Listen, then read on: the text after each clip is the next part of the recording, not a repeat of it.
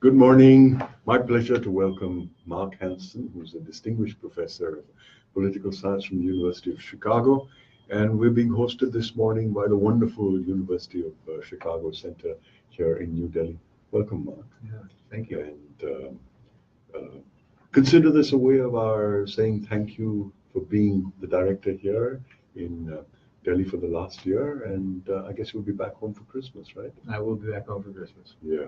So this is a great way to kick off the migration of spontaneous order, which has been a blog so far, onto Facebook.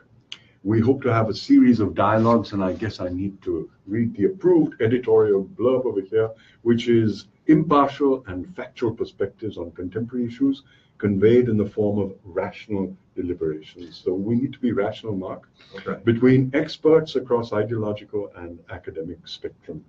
Through this effort, we hope to encourage our viewers, that's you guys and girls, to look beyond the rhetoric of conventional media platforms and ideological echo chambers and form independent opinions on topics of contemporary importance. Mark, since we're on Facebook, that may be a good place to start. Okay. Facebook specifically and social media more widely. What has been the importance of social media on political mobilization over the last decade? Sure. I had an undergraduate student last year who wrote his thesis on the use of Facebook by political candidates. So I actually know a bit about how Facebook That's what we are here to hear. It was a very, very interesting study. He basically went every day to Facebook to kind of find out what was being posted and the like. And really trying to understand what kinds of campaigns used Facebook and other social media and how they used it. What he found was that the adoption was almost universal at this point. Almost everybody has a Facebook page, and that was especially true of incumbents, as one might expect. Whether challengers had Facebook or not really depended on the level of resources that their campaigns had, which isn't too surprising. The other thing that he found was that there was a kind of constancy to Facebook. That is, over the course of the campaign, the usage of Facebook really didn't change very much. And what Facebook did was to advertise a lot of campaign events, and then also to kind of broadcast policy positions and the like. The use of Twitter, however, was very kind of connected to the election cycle. And so these kinds of social media were used more intensively as the election approached. Again, as one might expect, because that was really trying to get messages out that might influence people, but more likely, given the way that people get to choose whose Twitter feeds they follow, more likely a way of kind of getting the partisan crowd worked up behind you. Which, this raises two questions. The last you mentioned is a phenomenon for which one hears a shorthand echo chamber. And when I introspect, I find that when debate gets hot and in the relative anonymity of social media, it can sometimes get a lot less civil than in this kind of dialogue.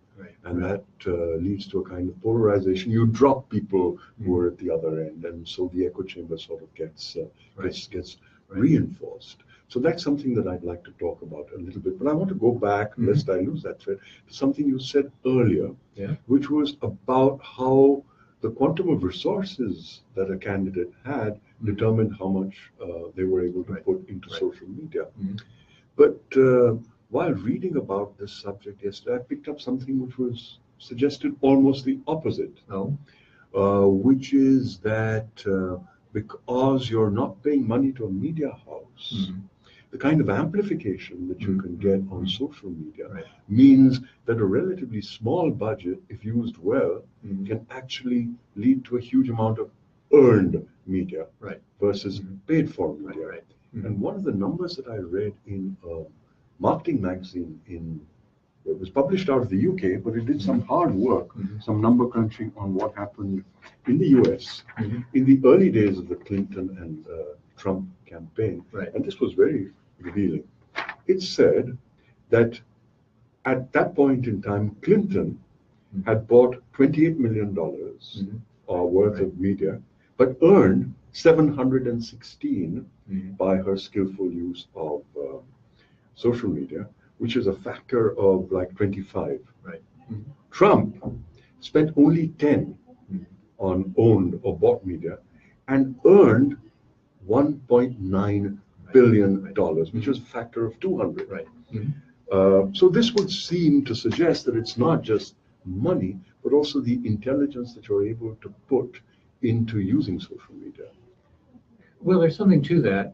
This was the first year that we had a presidential race where one side enormously outspent the other side.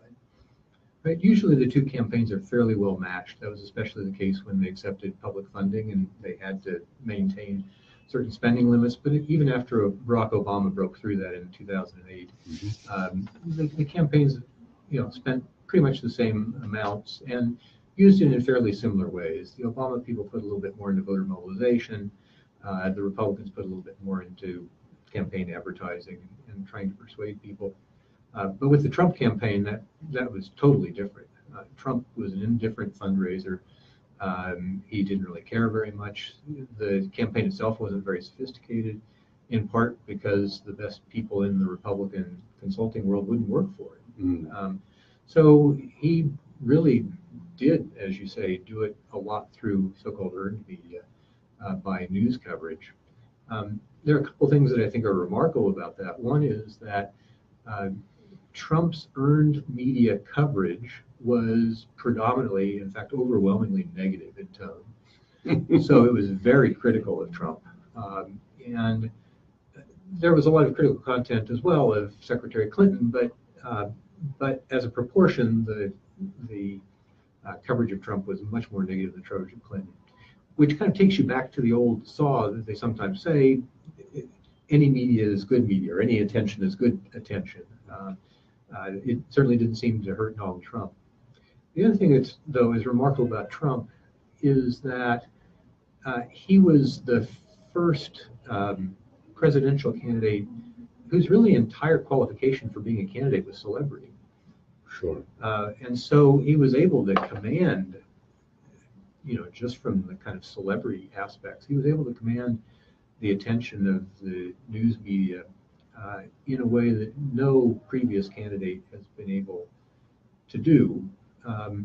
So the corollary of that is the question of whether anybody else could have done that. So when Trump began the campaign, I have some figures on this from Gallup. When Trump began the campaign, he was by far the best known candidate in the Republican field. So people had positive opinions about him, people had negative opinions about him. Some people had heard of him but didn't have any opinions, although it was a small number of people. But almost everybody had heard of him. And almost everybody had heard of Secretary Clinton as well. But when you went and looked at the rest of the Republican field, the highest percentage of people, or the highest opinionation, I guess I would call it. So these are people whose names are both recognized and people know enough about them to venture an opinion about whether they like them or not.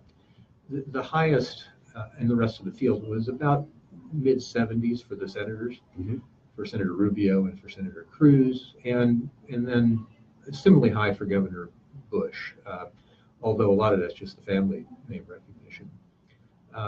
So, what Trump managed to do was to parlay kind of universal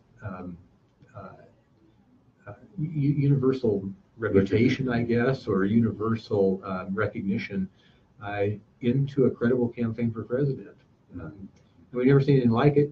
I'm not sure we'll ever see anything like it again.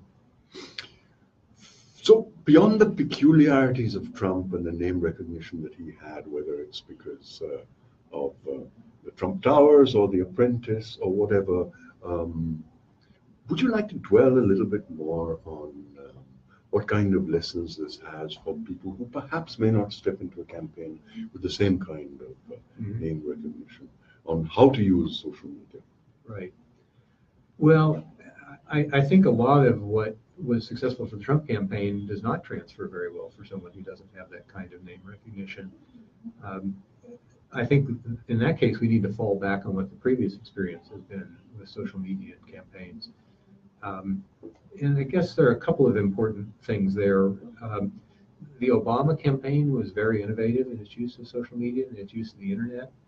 It built on some of the things that Howard Dean had done in his run for the nomination on the Democratic side in 2004, but really extended it. And that was in two areas. One was that Dean was the first candidate who made a serious attempt to raise money from internet sources. So having a website where you can make a donation on a credit card, all that other kind of thing. And the Obama campaign raised that to a level of perfection that had not been seen before. So just to interrupt there, what are the kind of percentages we're talking about of total campaign funds which would have come through the social media? Well, through the internet, it's a small percentage still. It's certainly less than a majority, because the people who give over the internet are small donors. There are people who give $50, $200, and it's still the case that where you really make your money in campaign contributions is from the larger donors. But what the Obama campaign was really good at was that there's a maximum amount that you can give per election cycle. It's a couple $1,000s. And what they were able to do is they took the $50 donors and they went back to them 3 months later and asked for another $50.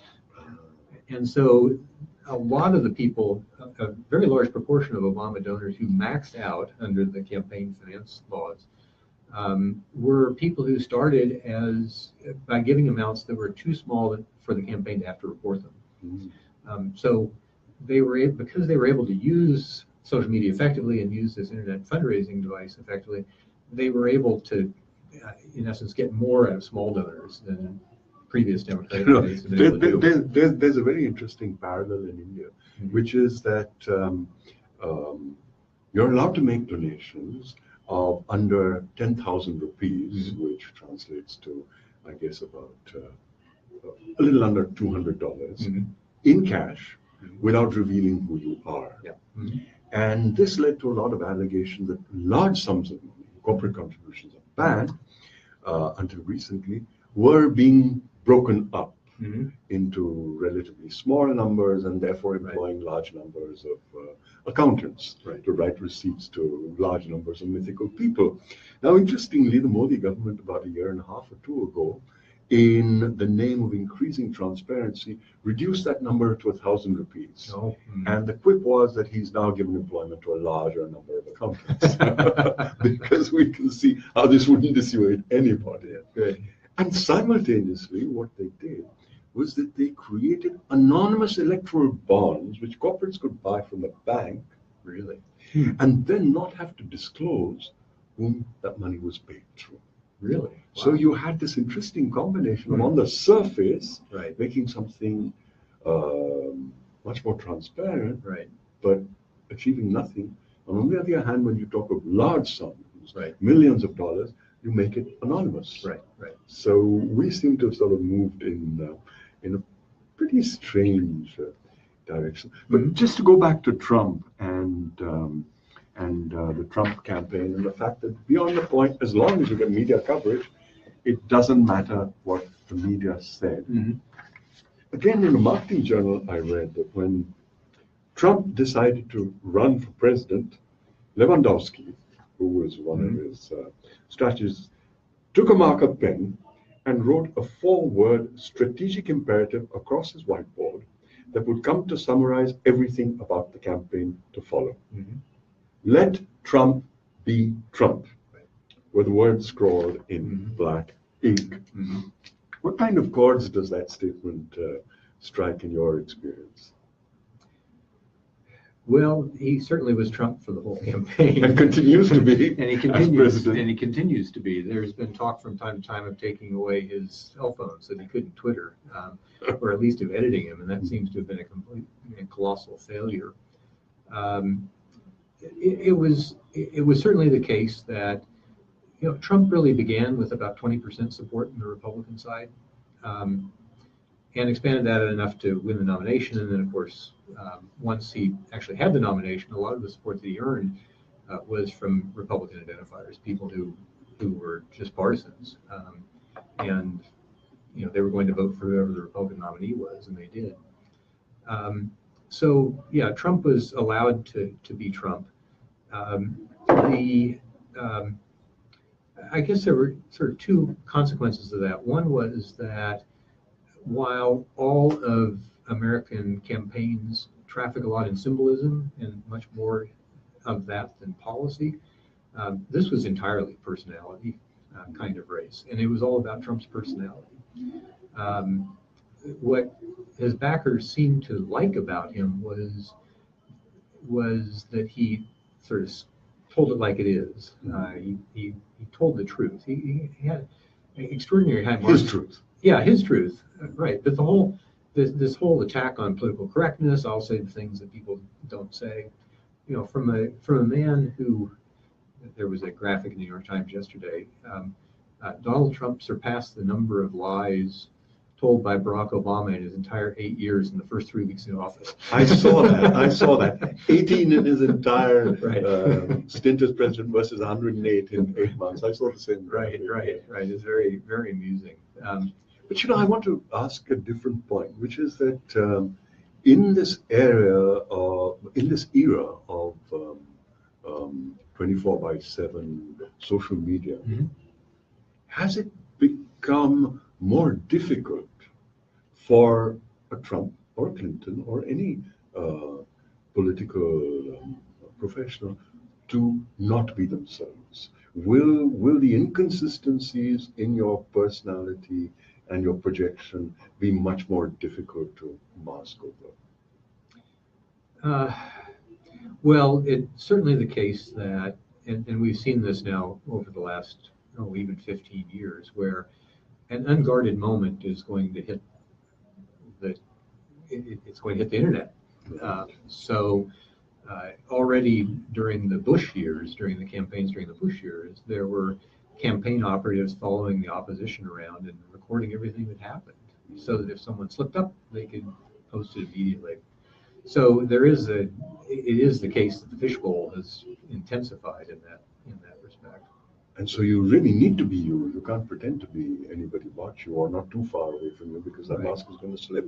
Right, or you need to be somebody like Trump, who seems to be untroubled about being consistent from moment to moment.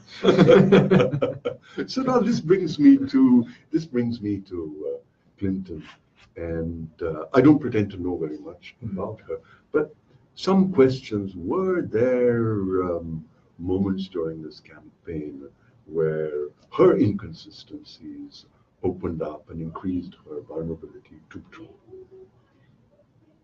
I guess I'd say a couple of things about that. The first is that if you stripped out the candidates from this campaign and you looked at what the campaign situation was at the beginning of 2016, I think that any political scientist who studies elections would have said, this is going to be a close election.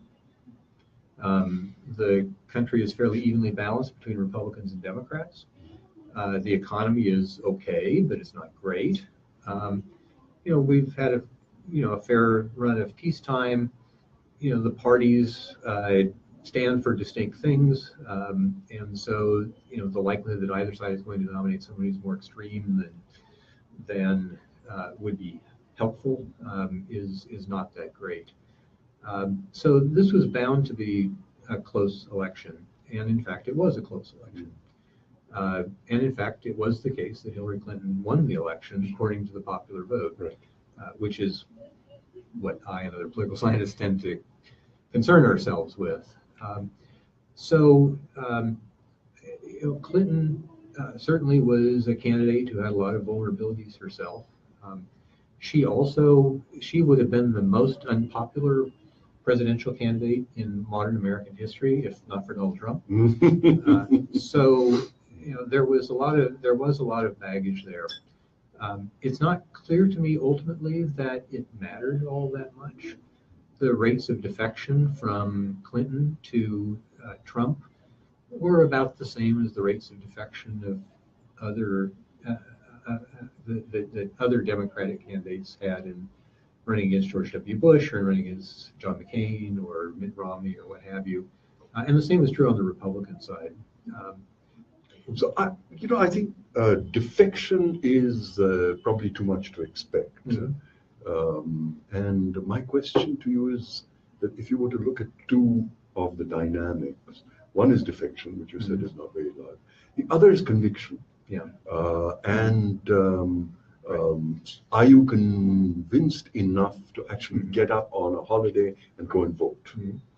And so we're not talking about somebody defecting from the Republican to the Democratic camp in order to cast their vote, but does the conviction in the policies or the personality of the president, is it strong enough for you to get up and go and vote in the morning? Right.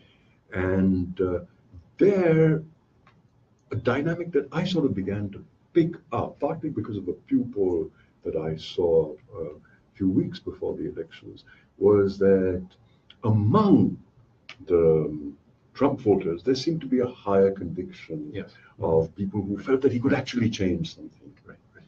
And so where did Clinton's campaign fail on that score? Well, part of the conviction gap, if you will, is simply partisan. So over time, we've discovered that Republican voters are more committed to their candidates than Democratic voters are committed to Democratic candidates. So that's partly what was going on, is just that Republicans are always more motivated typically than Democrats are. The other piece is that there is a phenomenon in U.S. politics, and this is one of the reasons why it's very, very hard in U.S. presidential politics to win 3 elections in a row. By the time a party has been out of power for 8 years, there's a real anxiousness to do whatever it takes to get back into power. So that was clearly something that helped Obama in 2008. The Democrats were motivated to want to elect a candidate. I mean, even more powerfully, going back further, Bill Clinton in 1992. Boy, the Democrats were willing to set aside almost all their differences. But not in this particular case, where it wasn't very clear that the Republicans as a team, even though they may have been motivated, they were not so motivated behind Trump. They were quite divided about Trump. Right, but they were motivated behind getting back into power, and that was the argument that Trump gave them. Right, so in June he stands up and says, "You're all going to have to support me, and I'll tell you why, Supreme Court justices." Right. I mean, he basically said, if you think I'm a scoundrel, it doesn't matter. I'm your scoundrel. Right, I'm your scoundrel. That's right. This whole thing of getting up in the morning to go and vote. Right. I want to move to another election which is the Brexit election. And on the one hand, you had the young people really lamenting the fact that the old people decided to take Britain out of Europe. Yet, if you look at the statistics, the young people didn't get up and go and vote that morning. And if they had, things might have been quite different. So, A, how do you read that? And B, how does that translate into the US, which I don't have the same numbers for? Right. Well, we have a lot of experience that suggests that a lot of motivation is really defensive. So in the sense that it's easier to mobilize people around what they might lose than about what they might gain. It's easier to mobilize people around the symbol than it is to mobilize people around defending a status quo. And in the case of the Brexit election, the status quo was being in the Union. And so the people who were, for whatever reason, who saw, who believed that that was a bad thing for the United Kingdom, were simply more motivated to get out to vote. And so were Trump's people. There are also constituencies, though, that are more difficult to mobilize, and young are one of them. So youth turnout is almost universally lower, certainly in the United States. That seems a pity, doesn't it? Because you're voting for tomorrow, not for yesterday. Well, yes. Actually, the rates of voter turnout tend to rise until people are in their 50s or 60s, and then they start to fall, which is actually mostly health, so rather than motivation. So that's been the case. In the U.S., the kind of corresponding stay at home and regret it constituency this year was African Americans. And so Barack Obama mobilized, if you adjust for social characteristics and economic characteristics, African Americans actually participate more than whites do. Their voter turnout is lower than whites, but that's because they tend to be poorer and they tend to be less educated, and those are things that are correlated with turnout. But Barack Obama mobilized African Americans all over the country in a way that we've never seen before in presidential elections. And when he wasn't on the ballot in 2016, the Democrats suffered for it. Interestingly, in India, the poor turn out more for elections yes, I've heard than the rich. That's interesting. And the way it plays out really interestingly in local politics, for example, is that we have very mixed geographical areas, especially in the city of Delhi. So you have these new, what are called colonies, which is the Delhi word for developments, which are sitting in the middle of what used to be villages 50 years ago. Right. And those villages have become very, very overcrowded, unregulated real estate. The colonies tend to be very much more defensive about preserving and adhering to municipal laws and so on and so forth. And you can draw a line between the two. Right. They're in the same postcode. They're voting for the same legislative councillor or municipal councillor. You can draw a line between the two, and you'll have the turnout being 25% on one side of the line and 75% on the other, which then results in the fact that you can have these really influential people going to see the councillor, and he's not interested in what they have to say because he knows his votes are coming from the other side of the railway track.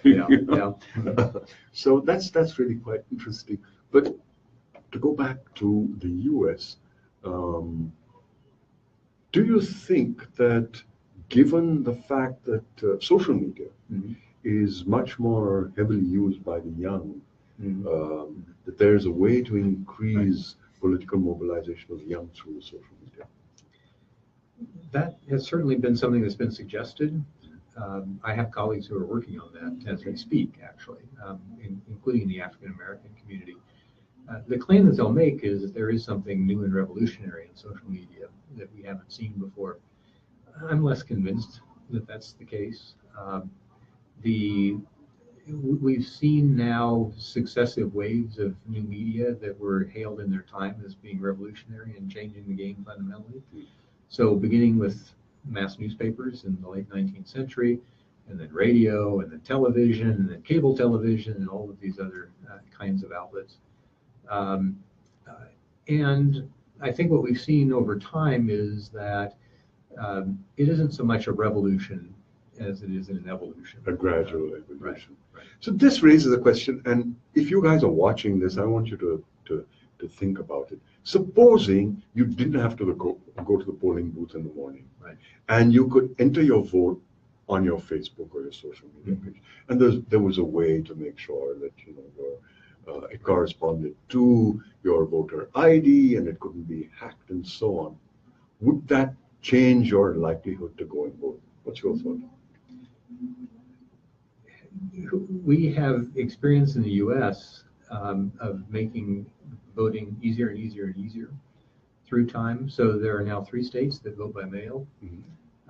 There are states that have extensive periods of early voting where you can vote at any time in a 2-week or a 3-week period. There are states that effectively allow anyone to ask for a mail-in ballot, an absentee ballot, who wants it, and to have those ballots continue to be delivered to their doorsteps until they say they don't want to do that any longer. And the overall conclusion about the effect of that on voter turnout is it's had no effect at all.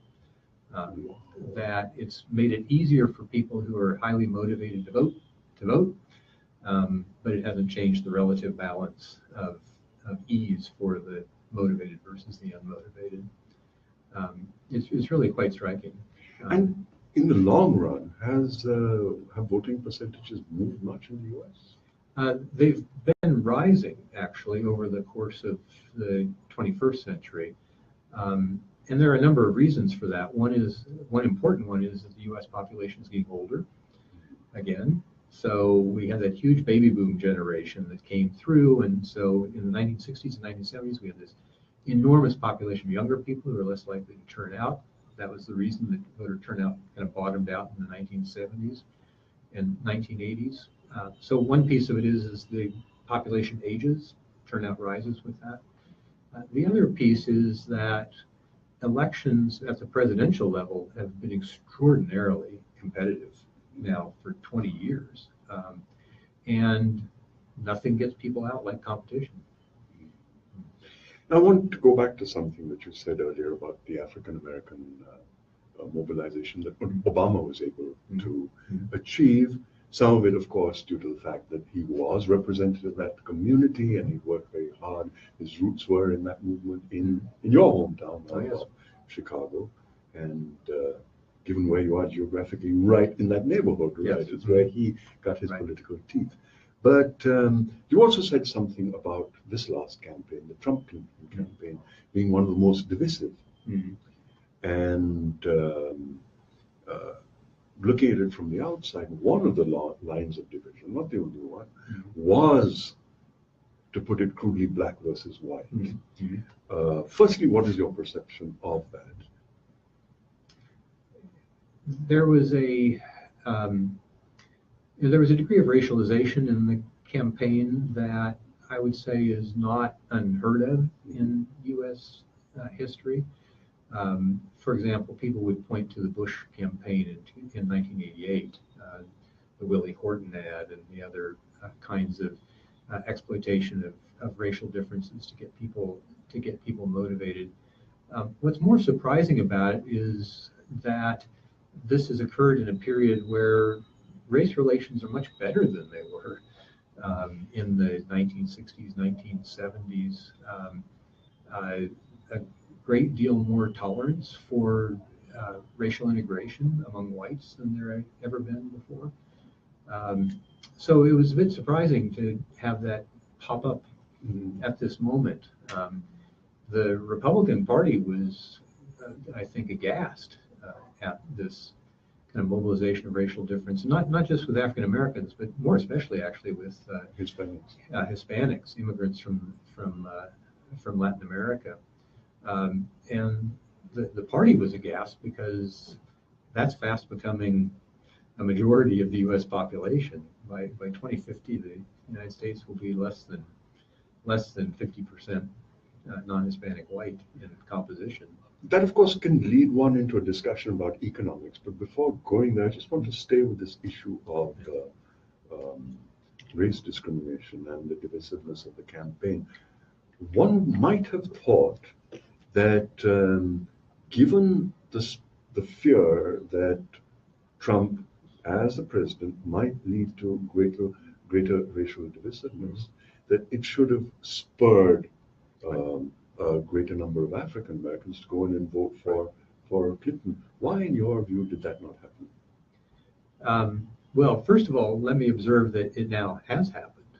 So we just saw a Senate campaign, a special election Senate campaign in Alabama, where for the first time in 20 years, a Democrat won the election. It was extraordinary. And a big part of that was because turnout was up significantly in African American parts of Alabama. African Americans traditionally have been about 60% of the Democratic vote in Alabama, and they got out very, very strongly. So there is a significant backlash in the African American community toward President Trump, and that could present some difficulties for the president during the 2018 midterms. During 2016, I think it is as simple in 2016 as there's no one who can attract African American voters like an African American candidate. We've seen that in Senate elections, we've seen it in gubernatorial elections, we've seen it in mayoral elections. Part of it is just pride. Part of it is the kind of institutions in the African American community really putting more of their shoulder behind a candidacy from an African American. So I think a big piece of it was just that African Americans really fell back to their kind of normal behavior in 2016, as opposed to abandoning the Democrats uniquely in 2016. Now, I want to move from more or less the specifics of the U.S. election towards a trend which many have commented on, and I just want to sort of look at three geographies, which is the US, the UK, and India.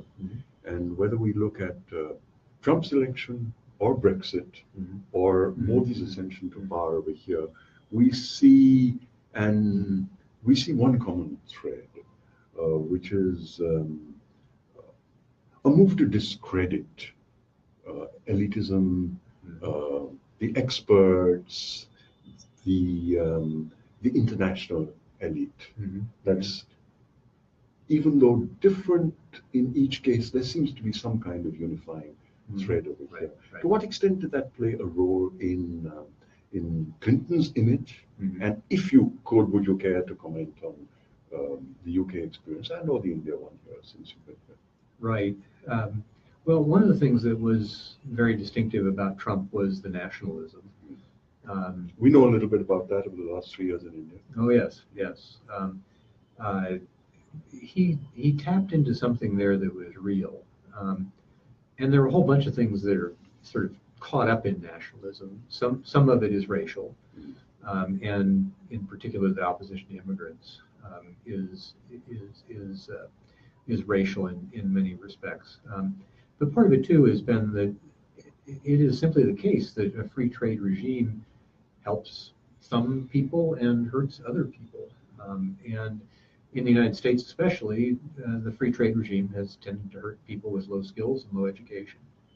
And some of the people it helps are outside your national and electoral boundaries. Yes. So it helped the middle class in India, it helped the middle class in Vietnam and China. Right. Who were not voters in the elections. Right. And that, of course, became an element of nationalism as well. You know, Trump talking about how these trade deals were the worst deals that the United States ever made, and in particular bashing China. He seemed to make nice to India, actually, but really, so bashing China and Mexico in particular for kind of taking away American jobs. You know, the problem with responding to that is that the case for internationalization is a case of each country pursuing the economic activities that are most beneficial given its endowment of resources. And so, you know, even though there are people who will not benefit from international trade in an immediate way, society as a whole does benefit, and those resources can be redistributed. You know, on the Democratic side, the focus has always been, well, we need to be more attentive to how to redistribute the gains from trade. On the Republican side, you know, Trump has been a real complete outlier in terms of the usual Republican orthodoxy on trade. So, you know, he certainly tapped into nationalism in the way that the Brexit forces tapped into particularly English nationalism. I mean, it just got creamed in Scotland, and it didn't do very well in Wales either. It was very much an English kind of thing. Perhaps because you had more Polish plumbers in London than in Wales. Yeah, or in Edinburgh. Yeah. That could be. But you know, the other of course is that the Scots themselves and the Welsh, to say nothing of the Irish, also tend to think of themselves as British but not really English. Mark, I want to stop you there and go back to this word of elitism. Yeah. And how much the image of the incumbents as elite influenced it, and in particular the word that Clinton used, which was the deplorables. Yeah. What did that do for her image as belonging to the Davos and the private jet set? Well, I think Secretary Clinton was certainly voicing a perception about some of the Trump support that wasn't just her own, but was pretty widely held among people who couldn't figure the guy out. I mean, he was mobilizing some pretty unsavory elements in U.S. politics. But, you know, for years and years and years and years, going back to the 1980s, the Republicans have made a theme of attacking the elite, and arguing that the people in Washington, especially the Democrats, look down their noses at you. It's partly a matter of they're not sympathetic to your economic concerns, which coming from Republicans actually sounds kind of weird because, in fact, it's the labor unions that have been most opposed to trade in the United States, and they're aligned with the Democrats. But the other piece has been on these kind of religious observance kinds of issues. Ever since the Warren Court began overturning prayer in schools and things like that, the conservative elements in the U.S. have kind of used this elitism charge as a way of basically saying they're not like us, they're hostile to our values, and Trump was playing on that element as well. Is there an element of truth in it? That, we hear from here about the two coasts and the rest of the country being flyover country. That's true. There is an element of truth to it. On the element of untruth, however, is that it valorizes the complaints of one constituency in the United States relative to another constituency. It's basically speaking to rural, religious, white people when there's every bit as much elitism, quote unquote, or every bit as much lack of sympathy with other constituencies. Say, for instance, people who've immigrated from Mexico. So it's been a way of mobilizing a particular constituency and kind of laying a charge on one party and one ideology that is very much shared, I think, across the spectrum. To go back to what you said, in a sense, it sort of feeds very well internationalism. Mm-hmm. So you sort of project those who are elitist being non-national or anti-national in some way, right. And it becomes very easy to wash over the prefix of anti or non and make it all anti. Right. And we've seen some of that in India, mm-hmm. and a very, very profound sense of nationalism and majoritarianism. Now, I know that you started off by saying that you don't consider yourself an India expert in any way, and I respect that. But so I'll ask you a slightly different version of that question, which is, what do you think today the tools of political mobilization could be against an enduring nationalism, mm-hmm. whether in the US or in India?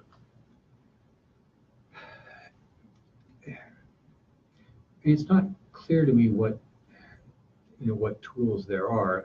I do think in the US at least, perhaps in India, that there will be changes in US politics. They'll chiefly be driven by demographics. Mm-hmm. The attitudes of younger people are significantly different from the attitudes of older people, and as younger people become the electorate, those attitudes will move things in our politics. And the same is true of what you might call the browning of the American electorate, the rise of the non-white population, which, as I indicated, will be within a generation will be a majority of the United States population. Certainly, Democrats or progressives, anti-nationalists, people who have a kind of orientation toward internationalism, they're not going to be able to sit still and wait for that. There are things that are going to need to be done. It seems to me, in the short term, that the new administration has handed the Democrats the tools for doing that.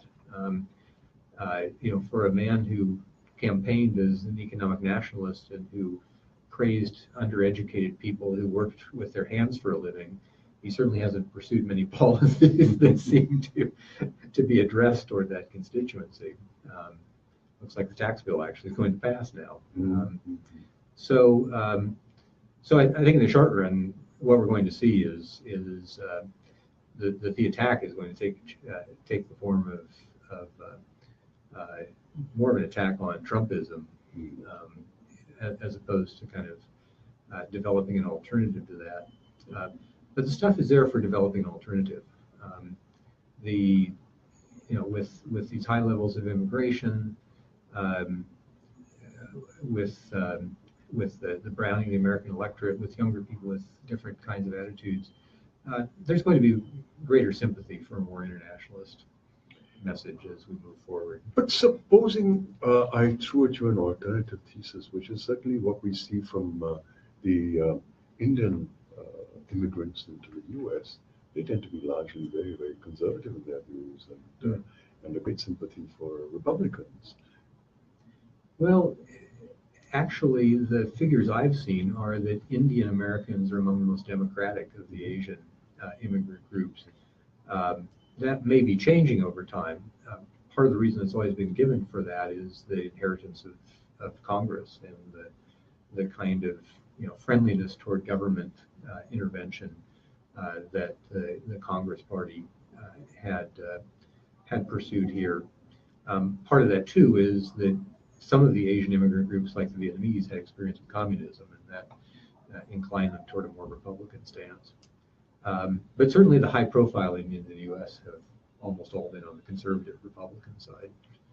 And we see that to the extent of their involvement in Indian politics. Mm-hmm. Even if they're not voters, right, they are amongst the most enthusiastic, mm-hmm, to use a positive word, supporters of nationalist politics in India, and of majoritarian politics, and very, very generous funders, right, of the incumbent ruling party. Right, right. And at least in the initial days of Trump, they seem to see a very strong, right, sort of natural synergy between Trump policies and Modi policies. Right.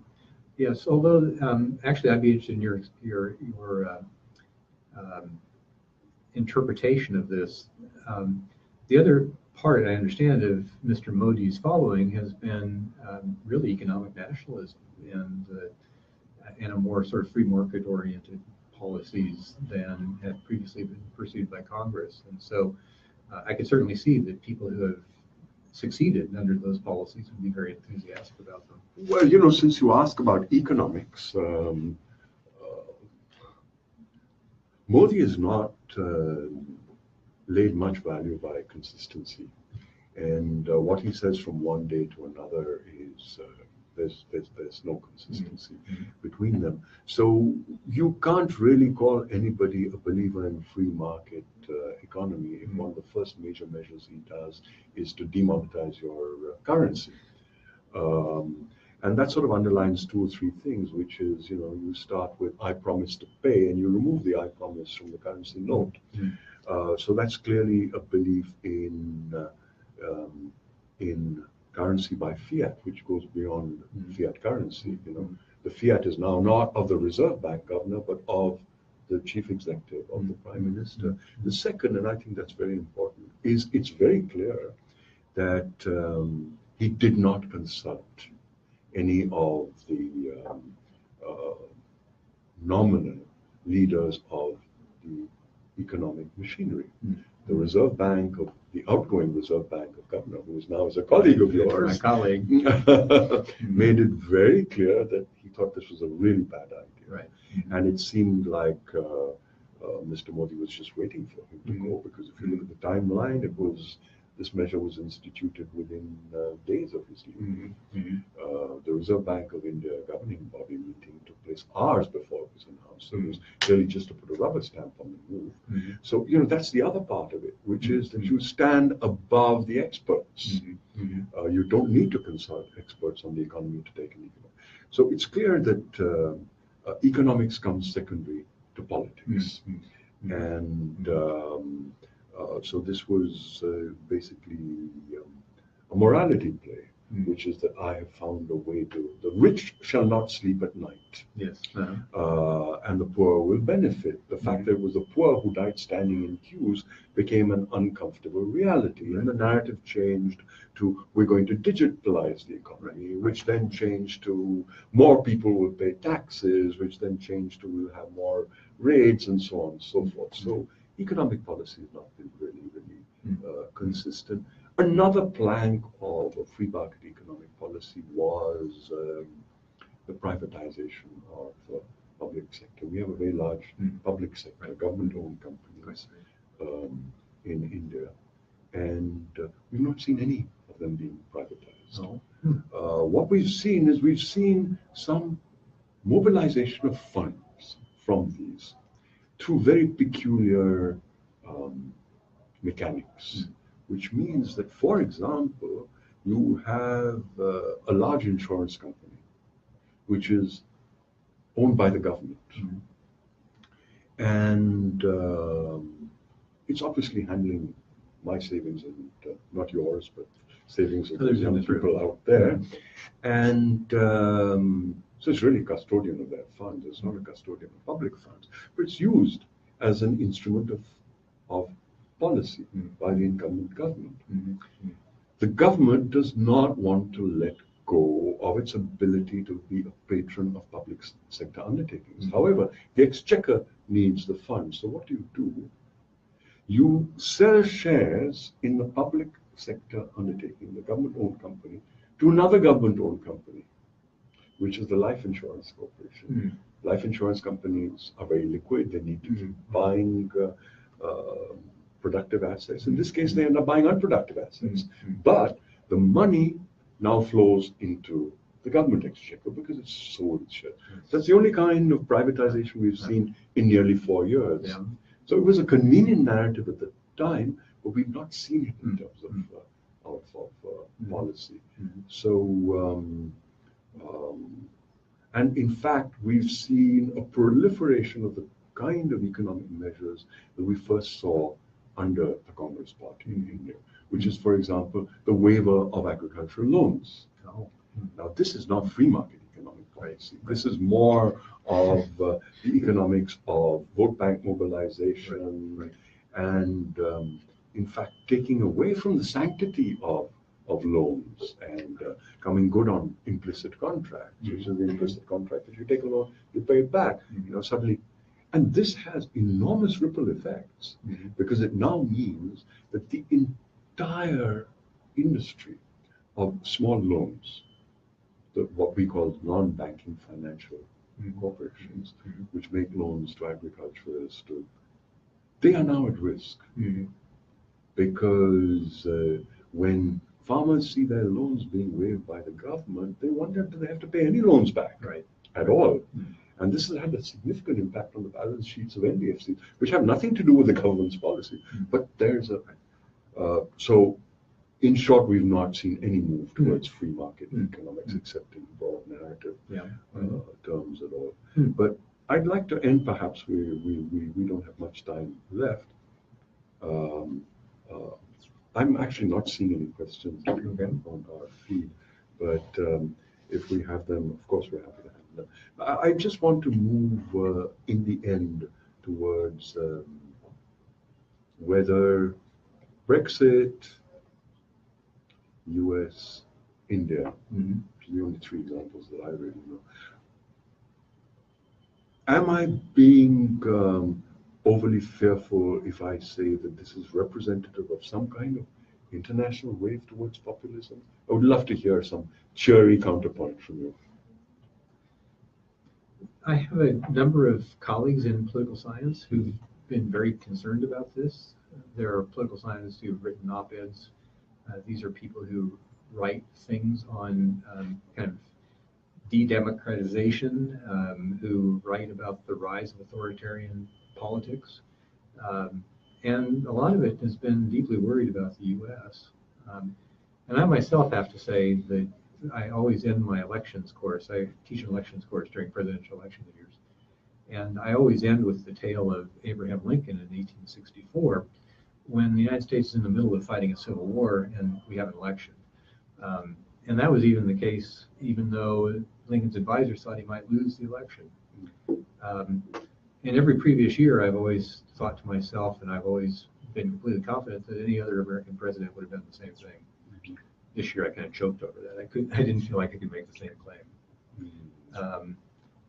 On the other hand, we do have a pretty robust set of checks and balances in the U.S. And President Trump has found it hard to get anything done. He's had the least productive presidency in his first year of any president for a very, very long time. So, you know, it may well be the case that that there is a kind of institutional robustness that will be helpful. But that, of course, would be unique to the U.S. Yeah. What we've seen, in fact, in India is some people would contend, and I would tend to lean towards that view, is that we've seen how fragile institutions can be. I know that you once hosted the former chief election commissioner of India in the university, and he talked about, and we've always prided ourselves in the robustness of that institution. But we've seen some severe dents in its credibility right now in the midst of state elections. And a lot of people are asking if that's how shaky it's been in elections in a small state. Symbolically a powerful one, because the incumbent prime minister has been chief minister there, but in demographic terms a small one. How is it going to stand up to the much greater pressures in a national election? And I suspect that what we're talking about in India, if you were to look at the non-OECD countries, if you were to look at it on an economic scale, or countries which don't have a very long history of democracy, then in terms of strong constitutional institutions, India would tend to be at the higher end of that scale rather than the lower. And if a country like that, with a very, very rich history of electoral politics, very early to grant the vote to women, for example, very diverse political players up until recently, if that can look so shaky in 3 or 4 years, that's not a great prognosis for other late entrants to democracy. Right. One of the things, one of the debates in the 1950s in the U.S. was about where does a commitment to democracy come from, really? And it kind of picks up on a comment that they make in the Federalist Papers, Hamilton and Madison make in the Federalist Papers, about the inadequacy of parchment barriers, as they put it. Just words on paper by themselves are not enough. A big part of the conclusion in the 50s was that it's really kind of the health of civil society and the commitment to democracy among the populace that ultimately is the guarantee that there are no hard and fast institutions that you can set up. You can set up institutions that will make it easier for people who have democratic values to preserve those democratic practices, but you can't by themselves count on institutions to hold things up. And I think we're seeing some of that now in the U.S., where there has been a pretty significant pushback to the work of the kinds of initiatives that the Trump administration is taking. I think likewise that Brexit is turning out to be a real problem for the Tories in Britain. That's a really very powerful statement to make, Mark, and it's you use the word civil society, which is very apropos of the center of civil society, but more substantively, I want to say, and this is especially to the young people out there, that we saw the complete demise of democracy in 1975 when a constitutional emergency was declared over here. And I want to underline that for 2 very specific reasons. One is that when Mrs. Gandhi decided, for whatever reasons, to have elections, she could have continued infinitely as the dictator of India. One of the concerns was, but there is no alternative. There was no other party. She declared elections with 6 weeks, if I remember right, to go. And this was the beginning of my political maturity, because I was a university student over there. But in those 6 weeks, a party got created, which was a ragtag coalition of people with no visible face. The Janata Party, which doesn't exist any longer, but split up into its constituents, came into power with a sweeping vote, despite having no face. It didn't last, but that's not important. It showed that the people can go out and create an alternative from nothing. The important thing is to go out there and participate.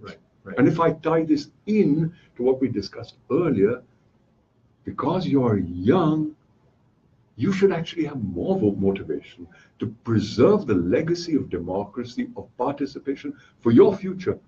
I won't be there 20 years down the line, but you will be. So you need to participate in civil society and, as an aside, in more of these talks on spontaneous order. Thanks very much for being here. Thank you so much, Mark, for being with us. Thank you. My pleasure.